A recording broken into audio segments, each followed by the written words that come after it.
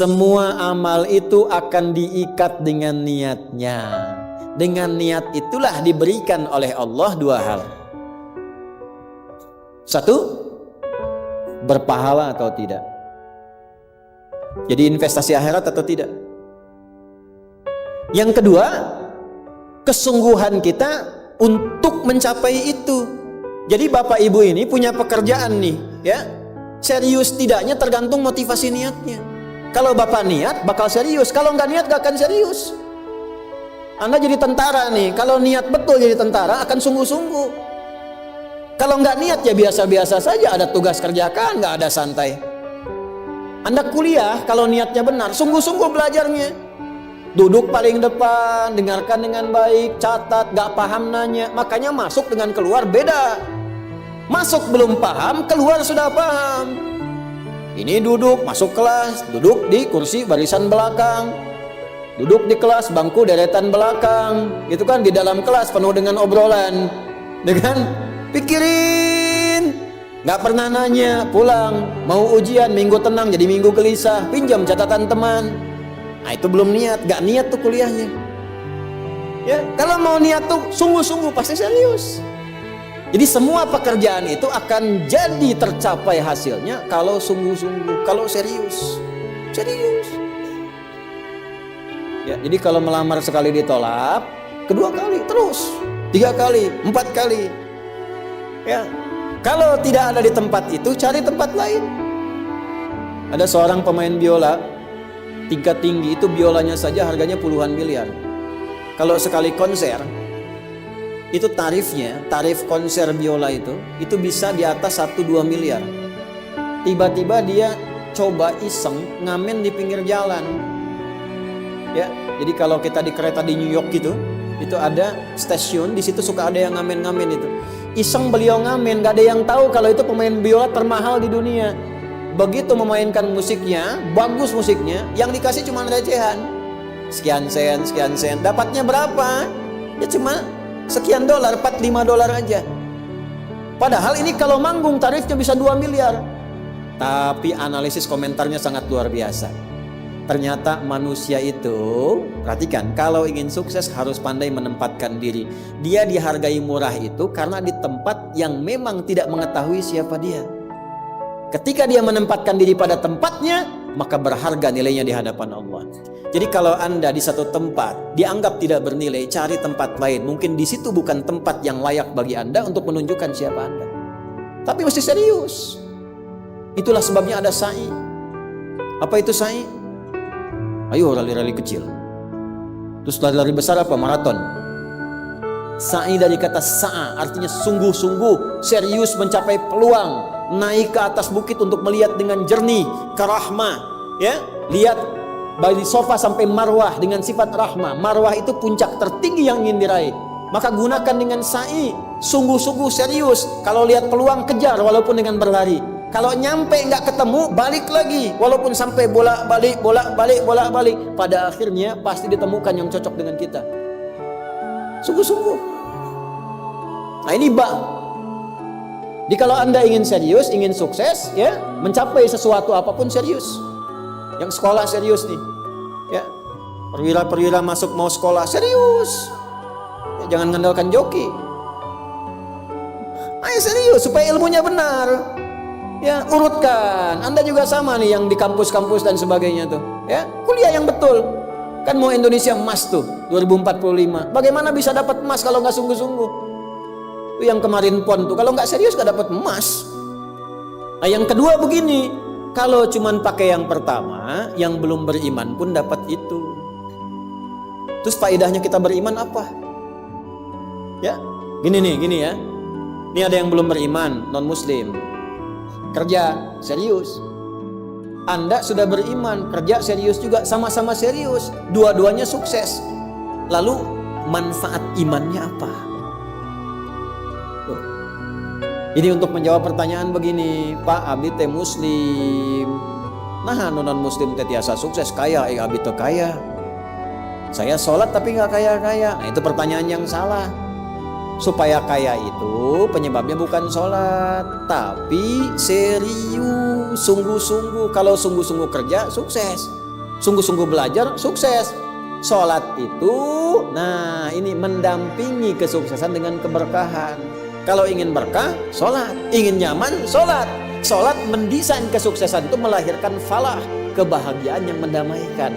Makanya falah dalam bahasa Inggris definisinya success and happiness. Sukses dan bahagia. Balik ke sini, ke hadis tadi. Lalu apa manfaatnya di situ? Huruf ba itu, niat itu apa? Merubah rutinitas menjadi ibadah. Ini yang mahal. Pak gini Pak ya, Bu. Ini apa Bu? Gelas, isinya air. Fungsi air itu menghilangkan haus. Caranya minum. Tiap hari kita itu minum. Sesuatu yang dilakukan terus-menerus namanya rutin. Disifati jadi rutinitas. Minum itu rutinitas. Tidak minum bahaya buat ginjal. Minum kita. Tapi yang kedua begini, gimana caranya rutinitas itu jadi ibadah? Tuh, minum tapi jadi ibadah. Apa fungsinya ibadah? Supaya dapat bekal. Bekal buat apa? Bekal buat pindah. Pindah kemana? Pindah ke alam baru ketika meninggalkan dunia. Siapa yang akan hidup selamanya di dunia? Ayo angkat tangan. Gak ada. Orang terkuat di muka bumi Firaun. Jaringannya luas, tentaranya banyak, hartanya melimpah, supportnya tinggi. Tapi sefiraun-firaunnya tewas juga. Selesai. Nah, artinya apa? Kita akan meninggalkan ini karena kehidupannya sementara. Karena itu bagi orang yang sudah meninggalkan dunia, disebut diumumkan telah meninggal dunia. Nah kita punya iman kalau meninggal pindah kemana? Kan ditanya. Akal kita kan bertanya, ini pindah meninggal dunia, meninggalkan dunia pergi kemana? Kan belum pernah ada yang punya pengalaman ke situ balik lagi. Wah, abdi tadi kadinya deui, enggak ada. Ya, harus terjawab. Kalau tidak terjawab bingung kita ini, harus terjawab. Yang bisa jawab itu siapa? Yang menciptakan kita.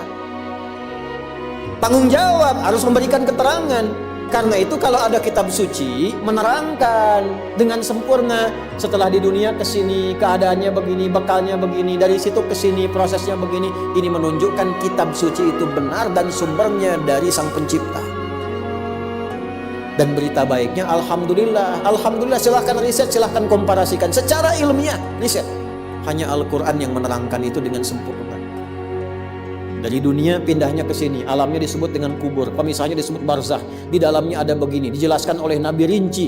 Kalau begini begini, kalau begitu begitu. Selesai itu nanti bertahap seperti ini, terjadi kiamat begini, rinci.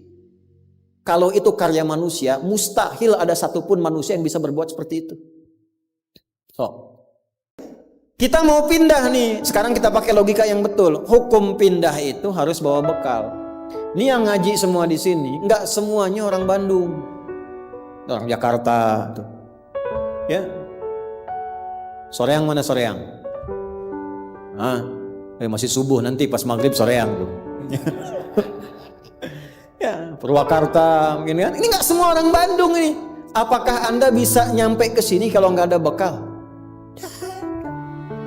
Dari Bandung mau ke Jakarta mesti ada bekal. Beli tiket pakai kereta api cepat. Ya, kereta cepat, bus, tiketnya bekal. Pakai pesawat, bekal. Hukum mengatakan setiap pindah tempat mesti ada bekal. Ini Anda, saya, kita mau pindah dari dunia, minimal transit, ya, waiting roomnya di alam kubur. Mau pindah, pertanyaannya bekalnya apa? Kan pindah tempat. Semakin berpindah tempatnya, semakin beda hukumnya. Ini kita di Indonesia, mau transit ke Malaysia, apa dikira mata uangnya sama? Tidak, hukumnya pun nggak sama. Orang Indonesia ke Singapura, hukumnya beda. Oh, bisa rapi, di jalan rapi, nggak ada buang sampah sembarangan, kan? Pulang lagi ke Soreang, nggak bala deui, gitu. Hukum beda, ketatnya nggak sama. Ke Amerika lebih jauh lagi, nggak laku rupiahnya, tukar dulu dari sini, baru dolarnya nyala. Pindah tempat, beda hukum. Toilet di kota Bandung dengan toilet di Lebak Bulus bisa beda. Ya. Ini bang, 1.000. Kok 1.000 bang? 2.000. Biasanya juga 1.000. Anda di mana? Lebak Bulus. Sini Bandung pak. Ya, bisa beda hukum. Maka Anda jangan berharap di alam kubur itu hukumnya bisa sama dengan hukum di dunia. Pasti beda. Tetap pertanyaannya sama. Bekalnya apa? Cuman 2 lembar 2 kain. Ibu tambahan 1 bu, kerudung ibu 3 tuh. Makanya saya selalu mengatakan dengan bercanda tapi dalam, mohon maaf ini yang muslimah, berlatih pakai kerudung ya. Berdoa minta sama Allah supaya nanti tidak bikin malaikat mungkar nakir penasaran. Di dunia nggak berkerudung, begitu meninggal dikerudungin. Kita harus ke malaikat, ucu gening. Waktu di dunia teh kerudungan, nah hai udah jantan kerudungan. Man rabbuka, abi jamaah Ustaz Adi, namun belum sempurna hijrah. Pelan-pelan, jangan dihukumi dulu. Dia sujud itu sudah luar biasa. Dia belum taat pada satu bagian, tapi taat pada bagian yang lain. Kita doakan, support. Jangan langsung tiba-tiba, nggak taat, dosa, neraka. Nah, kamu neraka, kemaing weh, repot kau gitu tuh, ya. Balik lagi, dikembalikan pada kebiasaan, pada kebaikan. Nah, sekarang mau pindah ke alam kubur, bekalnya apa? Kan mesti jelas. Baju sudah beda, nggak bisa dibawa, itu sudah fitrah Pak. Bapak punya warisan banyak, ditinggal, nggak ada yang mau ikut, semua ditinggal. Anak-anak tuh sudah catat warisan bapak apa saja. Ibu sesayang-sayangnya nggak akan ikut bu. Bapak jangan tinggalkan saya. Terus kata yang nguburnya, ayo ibu mangga atau ibadah ngiringan nanti aja. Akan masuk. Nah sekarang pertanyaannya bekalnya apa? Ini mesti terjawab. Kalau nggak terjawab nggak lengkap agama itu. Apa fungsinya Tuhan di situ? Mesti menjelaskan. Nah di Islam itu dijelaskan. Bekal yang kita bawa pulang meninggalkan dunia itu, itulah yang disebut ibadah. Itu setiap dikerjakan ada poin ditulis. Poin itulah nama bekalnya, namanya ajrun namanya. Lahum ajrun ghairu mamnun, yang kita sebut dengan pahala. Yang menjadikan itu dapat, pahala itu diraih, bekal ibadah itu dapat, itulah niat. Itulah niat. Jadi pekerjaannya tidak berubah, rutinitas tetap jalan, minum tetap minum, kerja tetap kerja, makan tetap makan. Cuma dengan niat itu, di saat yang sama cara minum itu langsung dinilai sebagai ibadah. Perintah Allah, malaikat tulis. Ya, berapa tulisnya? Sesuai kadar keikhlasannya, minimal 10. Itulah perbuatan yang dianggap benar, sehingga konsepnya dunianya sukses, minum juga, haus hilang. Akhiratnya dapat pahala. Jadi dunianya sukses, akhirat sukses. Disebut baik, perbuatan baik yang dinilai sukses oleh Allah disebut hasanah namanya. Makanya kita berharap dunia jadi hasanah, akhirat dikonfirmasi hasanah itu jadi pahala. Maka kita berdoa, Al-Baqarah ayat 201, Rabbana atina fid dunya wa fil akhirati wa qina. Apa tafsir hasanah terkait ibadah? Tafsir hasanah terkait ibadah pindah surat ke surat 6. Ayat berapa? 160. Man jaa bil hasanati falahu asyru amthaliha. Minimal kalau diniatkan jadi ibadah tulis 10. 10 itu yang disebut bekal pulang. Sebelum meninggal. Tampilkan nanti. Punten Pak, ngetang nate sanes kieu nya 1, 2, 3, 4 itu hitungan dunia. Cara menghitungnya 1 ke 2 500 tahun, 2 ke 3 500 tahun, 3 ke 4 500 tahun. Nanti semua itu diakumulasi, ditampilkanlah surga yang sesuai dengan pahala kita. Kapan ditampakkannya? Saat sakaratul maut, sebelum meninggal. Sifat ibadahnya disebut, sifat orang yang rajin ibadah disebut abdun, jamaknya ibadun. Ketika mau meninggal ditampakkan, karena ditampakkan tenang dia. Nyawanya tenang, jiwanya nyaman. Sifat jiwa yang dilatih ibadah saat latihan disebut tumanina. Ruku anjeun, jangan dulu itidal sampai tumanina. Sujud jangan bangkit dulu sampai tumanina. Kebiasaan tumanina punya sifat namanya mutmainnah. Makanya saat akan meninggal disebut ibadahnya, disebut mutmainahnya. Di mana? Quran surah 89 ayat berapa? Ayat 27 sampai 30. Ya ayyatuhan nafsul mutmainnah irji'i ila rabbiki radiyatan mardiyah fadkhuli fi ibadi, disebut ibadnya, wadkhuli jannati, ditampakkan surganya. Ini surganya anjeun teh ieu tina amalan-amalan yang telah dilakukan selama hidup. Kalau yang nggak ada bekal, tampaknya yang jelek-jelek sesuai kebiasaannya. Ya. Kebiasaan dugem ditampakkan lengeleng ini. Bingung, la ilaha illallah, geleng lagi, la ilaha geleng lagi. Yang biasa tahlil, biasa ngaji, wafat sesuai kebiasaan, sesuai ajalnya. Tampak. Nah, sekarang untuk mencari bekal itu bagaimana? Niatkan menjadi ibadah. Itu fungsinya itu mahal. Pembuktiannya setelah meninggal. Kalau bapak nggak percaya, ibu nggak percaya, dipertanyakan imannya. Silahkan saja, nanti lihat setelah meninggal. Ya, cara merubahnya bagaimana? Nanti ada 3 bagian. Karena itu kata Imam Syafi'i, hadis ini sepertiga ilmu. Ilmu itu dipraktikkan lewat amal, makanya hurufnya sama. Ain, lam, mim saat belajar. Ain, mim, lam ditukar, lamnya ke belakang, mimnya ke tengah. Saat diamalkan hurufnya sama. Orang yang mengerjakan itu ain pakai alif, lam dan mim, alimun. Tempatnya alamun, tanda-tanda orang itu kenal Allah. Maka dia pakai ilmu, ilmunya dia amalkan, hurufnya sama semua. Ilmun, amalun, alimun, alamun. Allah disebutnya apa? Rabbil alamin, jama, alhamdulillahi rabbil alamin. Jadi kalau kita pakai ilmu, gunakan. Begitu digunakan, tuliskan pahalanya. Kata Imam Syafi'i, hadis ini sepertiga ilmu. Karena ilmu itu ada 3. Ilmu tentang lisan, ilmu tentang perilaku tubuh bagian luar, ilmu tentang hati. Semua perilaku kita bergantung 3 hal tadi. Contoh lisan. Panitia, kalau ada teh manis bagus banget itu. Enggak, ini contoh, bukan minta. Enggak, ini saya sudah ada minuman, enggak usah bikin teh manis. Contoh aja, contoh. Ya, kalau ada teh manis bagus banget itu. Itu lisan. Begitu lisan keluar, panitia langsung mikir, aduh, nggak dibikin tadi gitu.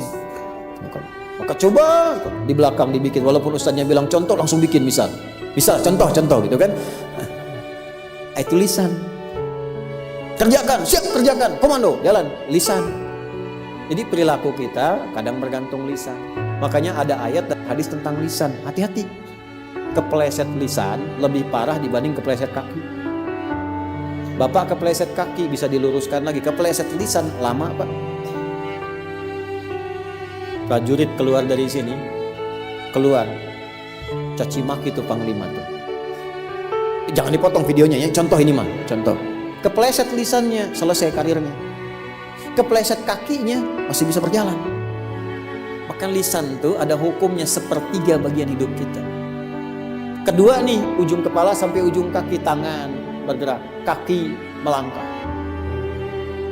Hati-hati. Itu semua ditentukan oleh apa? Ini kolbu, amalan hati. Bapak tahu dari mana kalau orang yang senyum itu senang pada Bapak? Bagaimana taunya? Boleh jadi dia iri hati, di hatinya itu ada sesuatu. Nah, karena manusia bertindak dari 3 bagian ini, maka Imam Syafi'i mengatakan, inilah hadis sepertiga ilmu. Kalau paham hadis ini, sepertiga kehidupan kita tuh hatam. Kuncinya apa? Niatkan semua hal itu menjadi bagian ibadah, maka pekerjaannya berkah, akhiratnya dapat.